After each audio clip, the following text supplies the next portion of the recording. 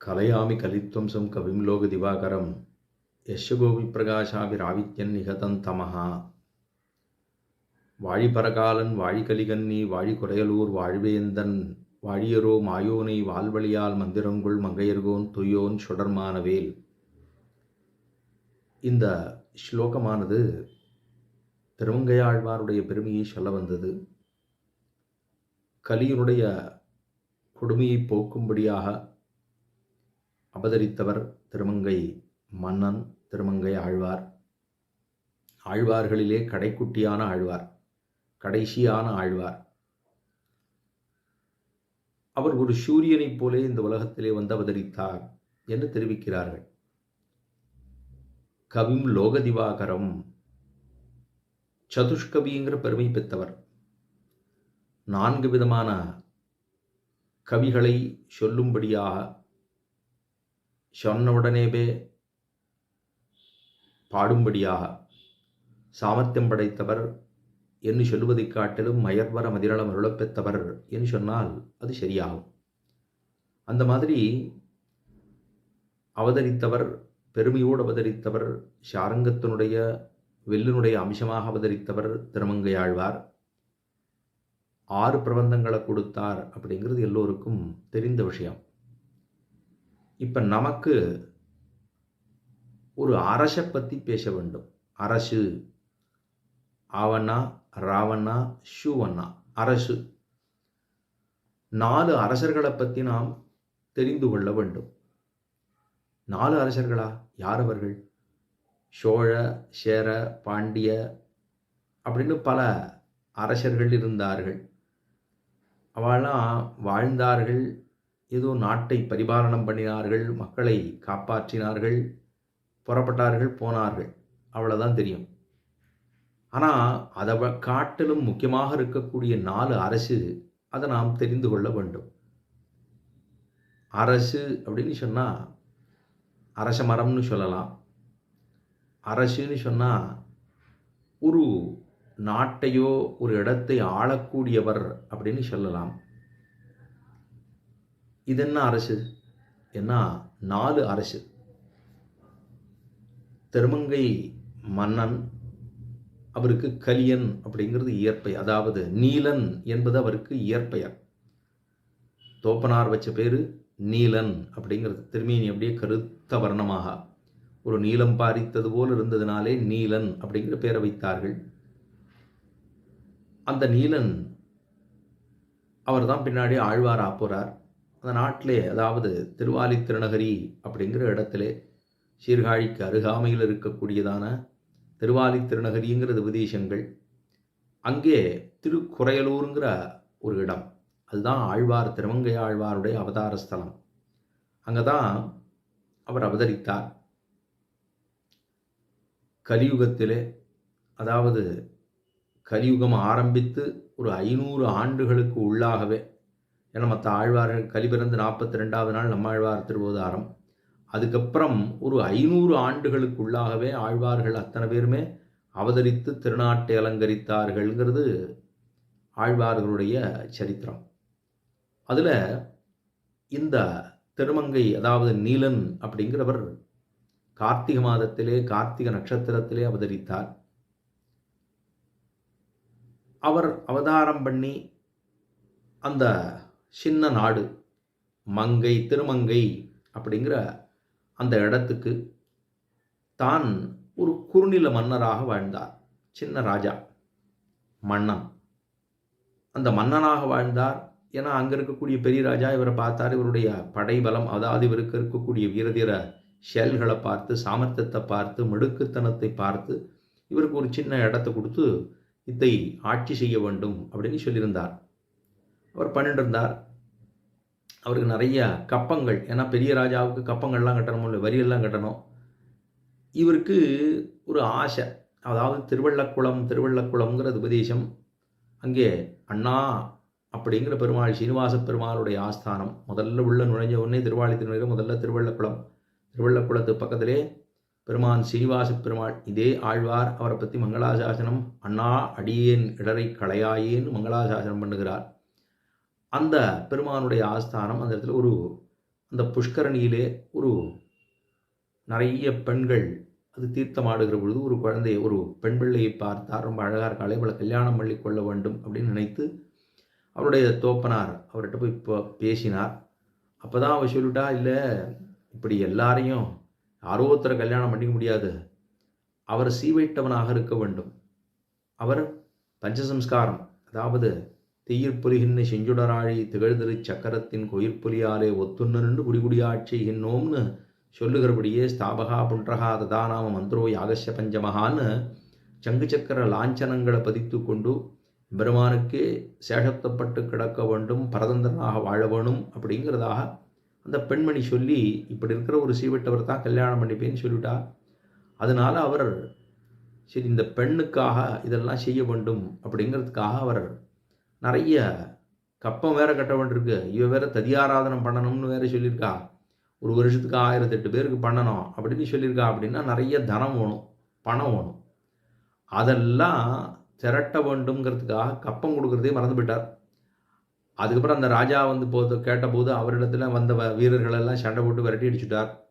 அப்புறம் காஞ்சிபுரத்துக்கு பக்கத்தில் போய் அந்த நதியில் இருக்கக்கூடிய மணலை எடுத்து தான் அதை பெருமாளே அதை எல்லாத்தையும் ஸ்வர்ணமாக மாற்றி கொடுத்தாருங்கிறதெல்லாம் பார்க்குறோம். அப்புறம் அவர்களுக்கு கப்பத்தை கொடுத்தான்னு பார்த்தா ஆனாலும் பணம் போகலை. இவர் பார்த்தார் என்ன செய்யலாம் அப்படின்னா திருட ஆரம்பிச்சிட்டார். வழிப்போக்கு அங்கே வர்றவாளெல்லாம் யாரிடத்துல நிறைய பணம் இருக்கோ அவர்களிடத்திலேருந்து பிடுங்கி அவர்களிடத்திலேருந்து களவாடி அதை பாகவதர்களுக்கு ததியாராதனம் பண்ணக்கூடியதான ஒரு காரியத்தை பண்ணிட்டு இருந்தார். ததிய ஆராதனம், ததியவர்கள் அடியவர்களுக்கு ஆராதனம், அவர்களிடத்திலே ஸ்ரீபாதத்தை பெற்றுனுட்டு அவர்களுக்கு போஜனம், அதாவது சாப்பாடு போட்டு அன்னதானம் செய்து, அதுதான் ததியாராதனம்னு சொல்லுவோம்.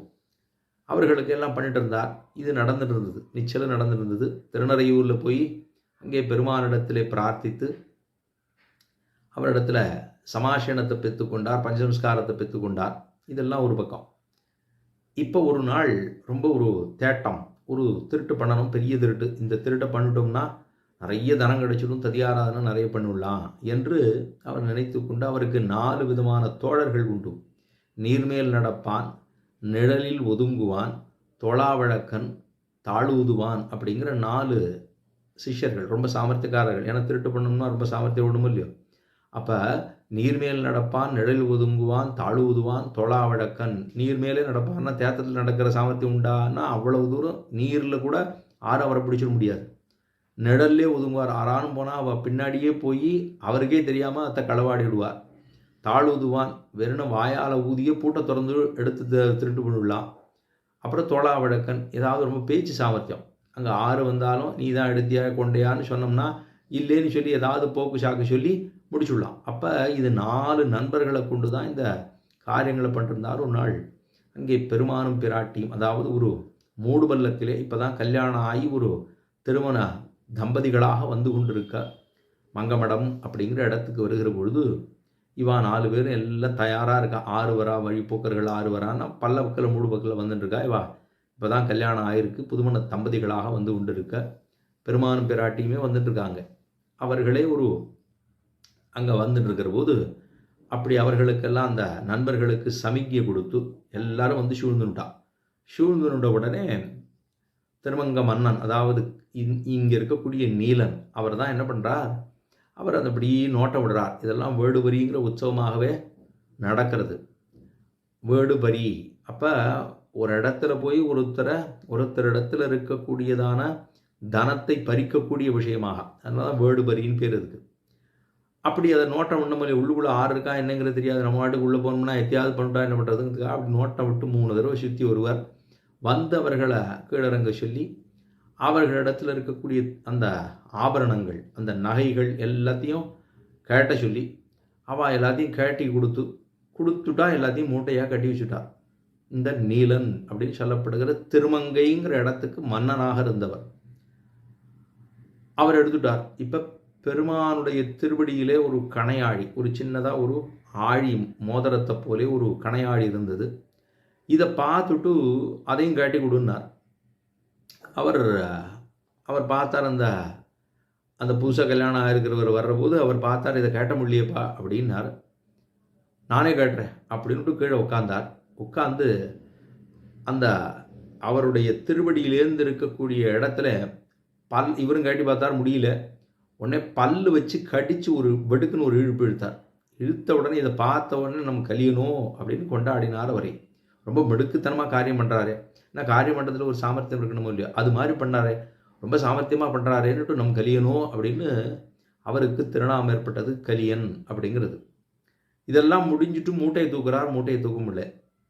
அவர் வந்தவர் பிராமணர். இப்போ தான் கல்யாணம் ஆகி வந்திருக்கா, புதுமண தம்பதிகளாக வந்திருக்கா. அவரை பார்த்த உடனே, பிராமணரே என்ன மந்திரம் போட்டீர், இதை மூட்டையை தூக்க முடியல, என்ன பண்ணீர் அப்படின்னு பிராமணர்கள் அப்படின்னு சொன்னாலே ஏதோ மந்திரம் போடுறா அப்படின்னு சொல்ல முடியும். என்ன மந்திரம் போட்டீர்னா, இந்த மந்திரத்தை சொல்கிறதுக்கு தான் இங்கே வந்திருக்கேன் நான். ஏன்னா பெருமாள் தான் இந்த திருமண தம்பதிகள் கோலத்திலே வந்து, வயலாளி மணவாளன் பெருமாளே இந்த புதுமண தம்பதிகள் போலவே வந்து இந்த ஆத்மாவை, இந்த ஜீவாத்மாவை கொண்டு இந்த உலகத்தை திருத்த வேண்டும் அப்படின்னு வச்சிருப்பார் இல்லையா எம்பெருமான். ஒவ்வொருத்தரை வச்சு ஒரு காரியம் பண்ணணும் பார்ப்பார். எல்லாம் அவரே வருவாரா? எல்லாத்துக்கும் எல்லா இடத்துக்கும் அவரே வரமாட்டார். ஆரோ ஒருத்தரை கொண்டு தான், இந்த லோகத்தில் இருக்கக்கூடிய ஒருவரை கொண்டு தான் திருத்தனம்னு எம்பெருமான் பார்ப்பான். அப்படி பண்ணுற போது இவரை திருத்தணும், இவருக்கு மயர்வரம நிலத்தை கொடுக்க வேண்டும், இவரை வைத்து பாட வைக்க வேண்டும், வேதத்தினுடைய அங்கங்களுக்கு பாட வைக்க வேண்டும், எல்லோரையும் லோகத்தை திருத்த வேண்டும்ங்கிறதுக்காக பெருமாள் போட்ட ஒரு நாடகம் தான். பெருமாளும் பிராட்டியமாக போட்ட நாடகம். அங்கே வந்தார். அந்த மந்திரத்தை சொல்கிறதுக்கு தான் வந்தேன், அதை இங்கே நின்று சொல்ல முடியாது, வாரும் அப்படின்னு சொல்லி மரங்களுக்கு, மரங்கள் மரம்னு சொல்லும்போது இந்த மரத்துக்கெல்லாம் ஒரு அரசு இருக்குது. ஏன்னா பெருமாள் தன்னுடைய பகவத்கீதையில் சொல்லும்போது மரங்களிலே நான் ஒரு அகம் அஸ்வத்தகா என்று தெரிவிக்கிறான். அஸ்வத்த மரமாக, அரச மரமாக இருக்கிறேன். அரச மரம் தான் பெருமாளே, அரச மரம் தான். அதனால் அரச மரம்னு பார்த்தோம்னா அது நமக்கு தோற்ற வேண்டும். பெருமாளே உள்ளுக்குள்ளே இருக்கார், எல்லா இடத்துலையும் பெருமாள் இருக்கார், அது ஒரு விஷயம். ஆனால் அத்தியாயத்திலே 10வது அத்தியாயத்தில் தானே பெருமான் சொல்லுகிற பொழுது எல்லாம் ஒன்று ஒன்றா நானாக இருக்கேன், வாசுகி பாம்பா நான் இருக்கேன், பிருகத் சாமதாசாம் நாம் காயத்ரீம் சந்தசாமகம் ஆசானாம் மார்கசீருஷோகம் ருத்தூனாம் குசுமாகரம், இப்படி பல விஷயங்கள். மாதங்களுக்குள்ள மாதிமா பிருகத் சாமங்களுக்குள்ள பிருகத் சாமமாக இருக்கேன், சந்தசுகளுக்குள்ள காயத்ரியாக இருக்கேன், ருதுக்களுக்குள்ள வசந்த ருதுவாக இருக்கேன், ஒத்தத்தலை பாம்புகளுக்கு வாசுகியாக இருக்கேன் அப்படின்னு ஒவ்வொன்றா சொல்கிறாரோ இல்லையோ. அப்போ மரங்களுக்குள்ள நான் எப்படி இருக்கேன்னா அஸ்வத்த மரமாக அப்படின்னு பெருமாள் சொல்கிறார். அப்போ மரங்களுக்கு எல்லாம் ராஜா அதுதான். மரங்களுக்கு ராஜான்னு சொன்னால் அது அஸ்வத்த மரம், அரச மரம். ரெண்டாவது, அதாவது வயலாளி மணவாளன்கிறது யாரு? சர்வேஸ்வரன் ஸ்ரீமன் நாராயணன் தான் கீழே வந்திருக்கார். அவர் யாருன்னா தெய்வங்களுக்கெல்லாம் அரசு, தெய்வத்துக்கரசே அப்படின்னு ஆழ்வாரே தெரிவிக்கிற. தெய்வத்துக்கரசே, தெய்வங்களுக்கெல்லாம் அரசுன்னு சொல்லப்படுகிறதான வயலாளி மணவாளன் தேவாதிராஜன். அந்த பெருமாள் தான் அங்கே அந்த ரூபத்தில் மனுஷ ரூபமாக வந்தாரோ இல்லையோ. அப்போ தெய்வத்துக்கரசுன்னு சொல்லப்படுகிறதான எம்பெருமான் தேவாதிராஜனாக வயலாளி மணவாளனாக தானுமே அங்கே எழுந்துருளி அவர் என்ன பண்ணுறார்? இது முதல் அரசு. ரெண்டாவது அரசு மரங்களுக்கு அரசுன்னு சொல்லப்படுகிறதான அரச மரத்துக்கு அடியில் கூண்டு போயிட்டார் வரை. திருமங்கை அந்த நீலனை என்ன இடத்துக்கு கொண்டு போகிறார்? உனக்கு மந்திரம் தானே சொல்லணும், சொல்கிறேம்மா அப்படின்னு சொல்லி, மந்திரம் அப்படின்னு சொன்னாலே மந்திரங்களுக்கு அரசுன்னு சொல்லப்படுகிறதான திருமந்திரம்னு பேர். ஏன்னா மந்திரங்களுக்கெல்லாம் ராஜான்னு திருமந்திரத்துக்கு பேர். மந்திரம் அப்படின்னு சொல்கிறோம், நாராயணாய நமஹா அப்படின்னு சொல்கிறோம், பிரணவத்தை விட்டுட்டேன். மரங்களுக்கு, அதாவது மந்திரங்களுக்கு அரசுன்னு சொல்லப்படுகிறதான திருமந்திரத்தை, மந்திரத்தை தானே கேட்டீர், சொல்கிறேன் வாரம் அப்படின்னு ஆறு சொல்கிறா. இப்போ இந்த இடத்துல பார்த்தோம்னா ஒன்றே ஒன்று மட்டும் இல்லை. இப்போ தெய்வத்துக்கரசுன்னு சொல்லப்படுகிற தேவாதிராஜனாக இருக்கக்கூடிய வயலாளி மணவாளன் இருக்காருங்க, அவர் தான் கூப்பிடுறார். மன்னர்கள், குறுநில மன்னர்களுக்கு அரசாக இருக்கக்கூடிய திருமங்க மன்னன், அதாவது மங்கரசு, அதாவது மங்கையர்கோன்னு சொல்லப்படுகிறதான ஆலிநாட்டரசு, ஆலிநாடு, ஆலிங்கிற அந்த நாட்டுக்கு அரசாக இருக்கக்கூடிய, அதாவது தெய்வத்துக்கரசுன்னு சொல்லப்படுகிற எம்பெருமான், ஆலிநாட்டரசுன்னு சொல்லப்படுகிற திருவங்க மன்னனை, மந்திரங்களுக்கு அரசுன்னு சொல்லப்படுகிற திருமந்திரத்தை சொல்லணும். எங்கே கொண்டு போனார்? மரங்களுக்கரசுன்னு சொல்லப்படுகிறதான அரச மரத்தடியே. இது 3 ஒரு இடத்துல இருக்குது, ஒன்று மட்டும் பக்கத்தில் இருக்கோ இல்லையோ, அங்கே கொண்டு போயிட்டார். அப்போ தெய்வத்துக்கரசுன்னு இருக்கக்கூடிய எம்பெருமான், ஆலிநாட்டரசுன்னு சொல்லப்படுகிற திருமங்க மன்னனை, மந்திரங்களுக்கு அரசுன்னு சொல்லப்படுகிற திருமந்திரத்தை உபதேசம் பண்ணுவதற்காக மரங்களுக்கு அரசுன்னு சொல்லப்படுகிறதான அரச மரத்தடியை கூட்டி சென்னான். அவருடைய வலது செவியிலே மங்கமன்னன் திருமங்கமன்னன் அப்படின்னு சொல்லப்படுகிற திருமங்கை ஆழ்வார் இப்போ தான் ஆப்போறார். அப்போ அவருடைய வலது செவியிலே ஓம் நமோ நாராயணாய அப்படிங்கிற திருமந்திரத்தை உபதேசம் பண்ணினான். இதை பண்ணின உடனே தான் என்ன ஆச்சுன்னா, இது வரைக்கும் எப்படியோ இருந்தார் ஆழ்வார். எப்படியோ இருந்தார்னா எப்படி இருக்கணுமோ அது இல்லாமல் வேறு மாதிரி இருந்திருக்கார். இப்போ எப்படி இருக்கணும்? பக்தனாக இருக்கணும், சொல்லணும், அதாவது பக்தனாக இருக்கணும், பெருமாளையே நினச்சிட்டு இருக்கணும், பெருமாளுக்கு பூஜைகள் பண்ண வேண்டும், புனஸ்காரங்கள் பண்ண வேண்டும், அவருக்கு எல்லாம் பண்ணணும், பாகவதர்களுக்கு பண்ணணும், இதெல்லாம் பண்ணிருக்கணும். ஆனால் அப்படி இல்லாமல் இருந்தால் அந்த அந்த அவருக்கு மயர்வர மதிநலத்தை கொடுத்து குற்றமே இல்லாத ஞானத்தை கொடுக்க வேணும் என்று பெருமாள் திருவுள்ளம் பற்றி அந்த இடத்துக்கு கூட்டின்னு போனார். கூட்டின்னு போய் அவருக்கு திருமந்திரத்தை உபதேசம் பண்ணினாரோ இல்லையோ, ஆழ்வார் இப்போதான் மன்னனாக இருந்தவர் ஆழ்வாராக மாறினார். அப்போ 4 அரசு என்ன?